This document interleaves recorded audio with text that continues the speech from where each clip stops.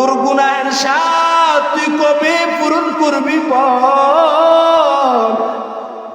তোর গুনাহের স্বাদ কি এখনো পরিপূর্ণ হয় না?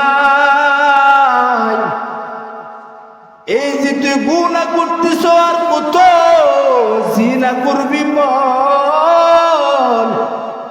এই জিনা করার স্বাদ কি এখনো কি তোর মিটে নেই? এখনো কি অত্যাচার করা বন্ধ হয় না? এখনো কি নাফরমানি করা কি এখনো তোর বন্ধ হয় নাই? আর কত গুনাহ করলে তোর পেট পুরবে বল? আমি আল্লাহ তোকে ডাকি আর আমি রবের ঘরে আসবি না, এটা তো হতে পারে না। এই জন্য আল্লাহ বলছেন আমার সলিহিন সাদিকিন বন্ধুদের সাথী হয়ে যাও। ইয়া আইয়ুহাল্লাযীনা আমানুত্তাকুল্লাহ ওয়া কুনু মা'আস সাদিকিন। আল্লাহ কয় আমাকে ভয় কর, করার মতো কর। কোন কাকে বললো? ইমানদারকে বললো ভয় কর, কোনো বেঈমানকে বলে নাই, কোন ইয়াহুদীকে বলে নাই, কোন নাসারা বৌদ্ধ খ্রিস্টানদেরকে বলে নাই। আল্লাহ বলছেন ইমানদারকে, ঈমান ওয়ালারা আমাকে ভয় কর এবং সলিহিন সাদিকিনদের বন্ধু হয়ে যাও। যদি বন্ধু হইলে কি লাভ? এই যে গুনাহের কাছে যেতে পারবো না। সাহাবায়ে আজমাইনগণ রাসূলের দরবারে যতক্ষণ থাকতেন ততক্ষণ মনে হয় জান্নাতের বাগান, আমি জান্নাতের বাগানে আছি। গুনাহ করে না, গুনাহের মনো স্থানও আনে নাই। গুনাহ কি জিনিস? হযরতে হানজালা বাহিরে গেলেন, আবু হুরায়রাও বাহিরে। একজন আরেকজনের কাছে কয়, হানজালা রাদিয়াল্লাহু তাআলা আনহু আবু হুরায়রার কাছে বলে, ও ভাই আবু হুরায়রা, আমি যে রাসূলের দরবারে যতক্ষণ থাকি আমার মনে হয় আমি জান্নাতের বাগান, আর যতক্ষণ আমি বাইরে আসি মনে হয় জাহান্নামের মধ্যে আছি। আবু হুরায়রা কয়, আমার দিলটা তো এটাই চায়, আমি মনে হয় হালাক হয়ে গেছি। হানজালা কয়, আমি মনে হয় হালাক হয়ে গেছি, ধ্বংস হয়ে গেছি। আবু হুরায়রা হানজালা সহ রাসূলের দরবারে গেলেন। ও প্রাণের নবী আমার, মনে হয় আমরা হালাক হয়ে গেছি, ধ্বংস হয়ে গেছি। বলে কি কারণ? বলো নবী আমার, আপনার কাছে যতক্ষণ থাকি মনে হয় জান্নাতের বাগানে আছি, আর আপনার কাছ থেকে যখন দূরে সরিয়া যায় মনে হয় আমরা কই যেন হারায় গেছি, ধ্বংস হয়ে গেছি, কেমন জানি শরীরটা উতাল পাতাল লাগে। রাসূল কয়, এ হানজালা ও আবু হুরায়রা, শুনছো? আমার কাছে তোমরা যতক্ষণ থাকো ততক্ষণ তোমরা জান্নাতের বাগানে উপবিষ্ট থাকো, কথাটা সত্য। কিন্তু যখন আমার থেকে বের হয়ে যাও, আমার কাছ থেকে সরে যাও, দুনিয়া তোমাদেরকে ঘ্রাস করবে ভাব। এই জন্য আমার কাছ থেকে থাকার কারণে যে আসরটা তোমাদের উপর পড়ে, এই জন্য দুনিয়া নামক জায়গা তোমাদেরকে ঘ্রাস করতে পারে না। এই জন্য দুনিয়ার গন্ধ তোমরা নাকের মধ্যে কিছুটা হলে পাও, এই জন্য তোমাদের দিলটা এমন লাগে। তোমরা হালাক খাও নাই, এই জন্য কুনু মা'আস সাদিকিন। আল্লাহওয়ালাদের সত্যবাদীদের বন্ধু হয়ে থাকো।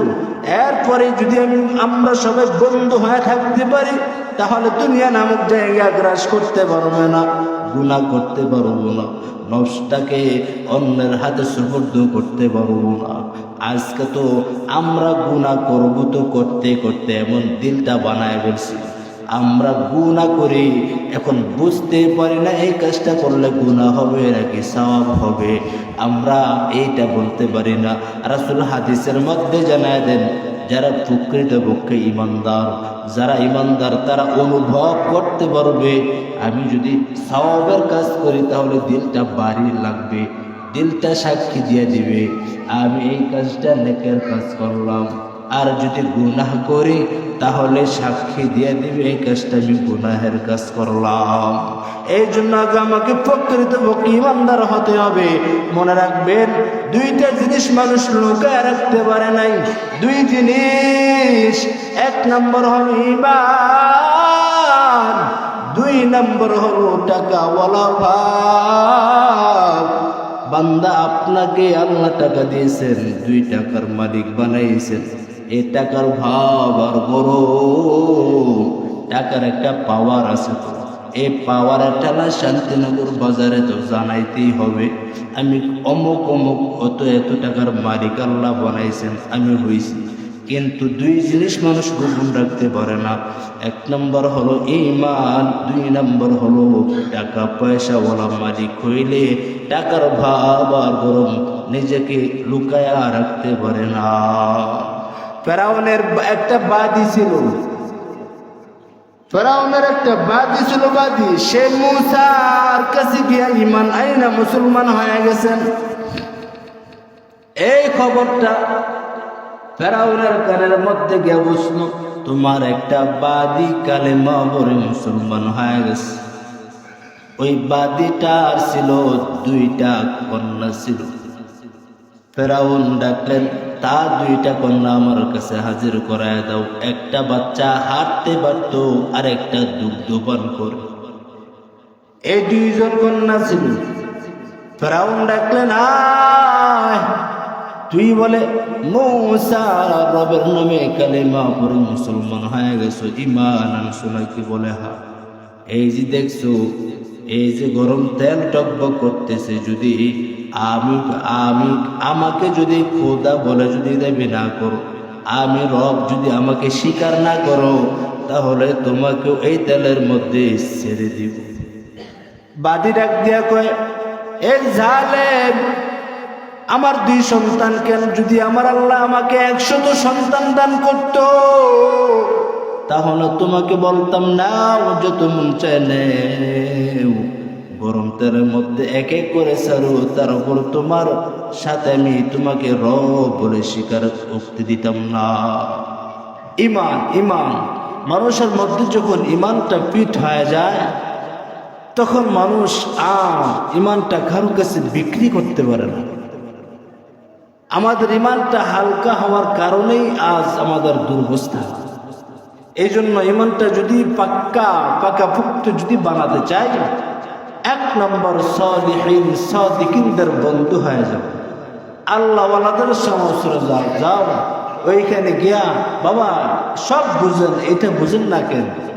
আপনি আতর কিনতে যদি নাও পারেন, টাকা নাই পকেটে, আতরের দোকানে যান, না গেল না কিনতে পারবো, আতরের ঘ্রাণ নাকের মধ্যে লাগবে কি লাগবে না? কথা বল, লাগবে না? আপনি আগুনের কাছে যান, আগুনের তাপ কি শরীরে লাগে না? আপনি বরফের কাছে যান, ঠান্ডার অনুভব কি হবে না আপনার? ঠিক যদি আপনি আল্লাহ ওয়ালাদের কাছে যান, তাদের কিছু সোহবত আপনার শরীরের মধ্যে অটোমেটিক এসে লেগে যাবে। যান, আমাদের কাছে যান, আহলুল্লাহদের কাছে যান, আল্লাহর পরিবার যারা, তাদের কাছে সমস্ত যান।